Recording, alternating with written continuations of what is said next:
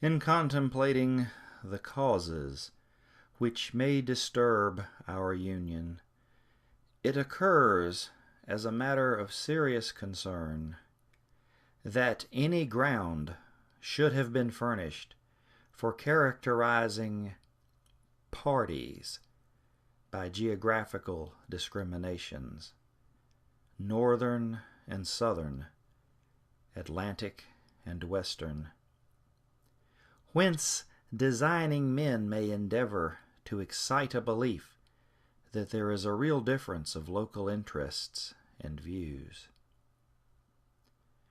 One of the expedients of party to acquire influence within particular districts is to misrepresent the opinions and aims of other districts.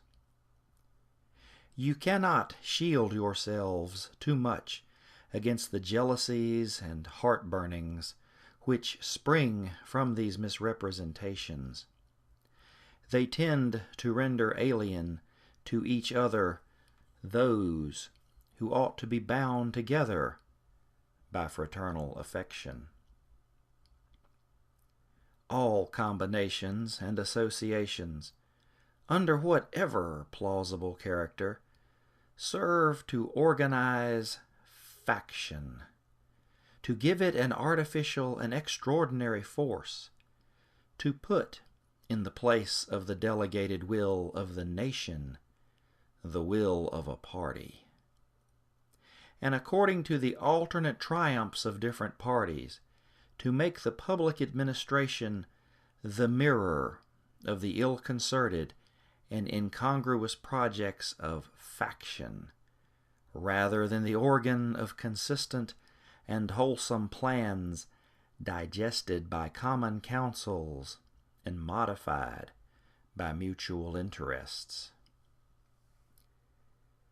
However, combinations or associations of the above description may now and then answer popular ends, they are likely, in the course of time and things, to become potent engines by which cunning, ambitious, and unprincipled men will be enabled to subvert the power of the people and to usurp for themselves the reins of government, destroying afterwards the very engines which have lifted them to unjust dominion.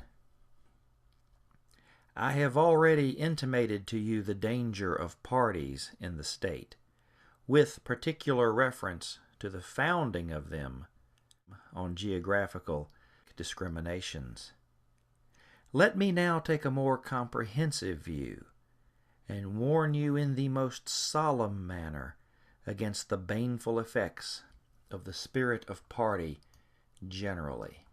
If you do not stop saving the lives of my soldiers, I promise you, I will return with a detail and I will burn every house on this block down to the ground. Now, for the safety of everybody, go back to your homes. Do you know how to be human? These people are now. Load on the march, gentlemen. This spirit, unfortunately, is inseparable from our nature. But in those of the popular form, it is seen in its greatest rankness, and is truly their worst enemy. The alternate domination of one faction over another, sharpened by the spirit of revenge natural to party dissension, is itself a frightful despotism. The habits of thinking in a free country should inspire caution in those entrusted with its administration, to confine themselves within their respective constitutional spheres.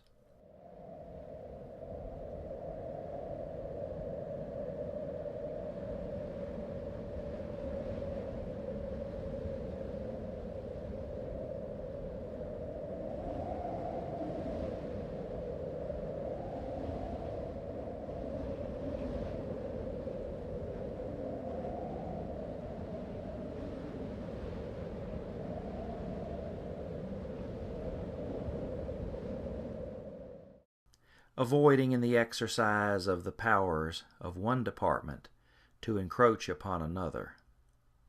The spirit of encroachment tends to consolidate the powers of all the departments in one, and thus to create, whatever the form of government, a real despotism.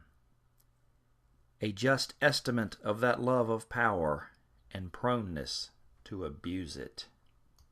The necessity of reciprocal checks in the exercise of political power by dividing and distributing it into different depositaries and constituting each the guardian of the public weal against invasions by the others. The nation which indulges towards another an habitual hatred is in some degree a slave. It is a slave to its animosity, of which is sufficient to lead it astray from its duty and its interest.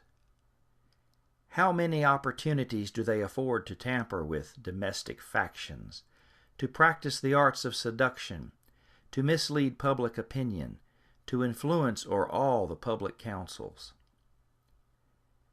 In offering to you, my countrymen, these counsels of an old and affectionate friend, I dare not hope they will make the strong and lasting impression I could wish, that they will control the usual current of the passions, or prevent our nation from running the course which has hitherto marked the destiny of nations, that they may now and then recur to moderate the fury of party spirit, to warn against the mischiefs of foreign intrigue, to guard against the impostures of pretended patriotism.